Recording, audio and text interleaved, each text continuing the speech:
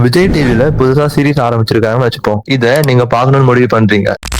நம்மளுக்கு பேசிக்கா ஒர்க் அவுட்ல செட்ஸ்னா என்னன்னு தெரியும், ரெப்ஸ்னா என்னன்னு தெரியும். ஆனா வால்யூம்னா என்ன, ஃப்ரீக்வன்சினா என்ன எப்படிங்கிறது நிறைய பேருக்கு ஒழுங்கான அவேர்னஸ் கிடையாது. ஸோ அது என்னன்னு சொல்லி சிம்பிளா பார்ப்போம். செட்ஸ் அண்ட் ரெப்ஸ் எல்லாருக்கும் தெரியுங்கிறதுனால நான் அதுக்கு சொல்ல போறது இல்ல. வேணா ஸ்கிரீன்ல போடுறேன், ஸ்டாப் பண்ணி ஸ்கிரீன்ஷாட் எடுத்துக்கோங்க. Work out volume, training frequency, இது ரெண்டுத்துக்கும் காமனா 1 வீக் எடுத்துக்கலாம். ஒரு ஒர்க் அவுட் எடுத்துக்கிட்டீங்கன்னா அந்த வீக்ல எவ்வளவு செட்ஸ் அண்ட் ரெப்ஸ் போட்டிருக்கீங்களோ அதை வச்சுதான் அதோட வால்யூமை கால்குலேட் பண்ணுவோம். எக்ஸாம்பிளுக்கு 3 செட்ஸ், ஒரு செட்லயுமே 10 ரெப்ஸ் போடுறீங்கன்னா சோ 30 ரெப்ஸ் தான் உங்களோட ஒர்க் அவுட் வால்யூம். ட்ரைனிங் ஃப்ரீக்வன்சினா அதே 1 வீக்ல நீங்க எத்தனை வாட்டி அந்த மசில ட்ரெயின் பண்றீங்களோ அதுதான் அந்த ட்ரைனிங் ஃப்ரீக்வன்சி.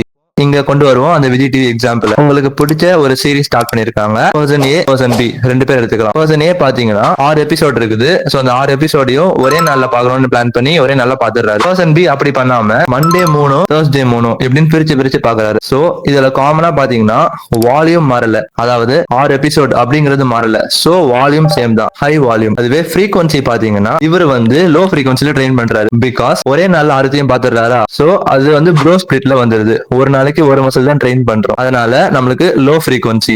அதையே ரெண்டா பிரிச்சு மண்டே கொஞ்சம், தேர்ஸ்டே கொஞ்சம்னு பிரிச்சு பிரிச்சு ட்ரெயின் பண்றாரு. சோ இவர் வால்யூம்ல எந்த குறையும் வைக்கல, அதே டைம் அவரோட ஃப்ரீக்வன்சியுமே அதிகமாகிறாரு. சோ ஹை வால்யூம் ஹை ஃப்ரீக்வன்சில பர்சன் பி ட்ரெயின் பண்றாரு. சோ இது ஒரு பெஸ்ட் வே உங்களுக்கு மசில் ஹைப்பர்ட்ராஃபிக்.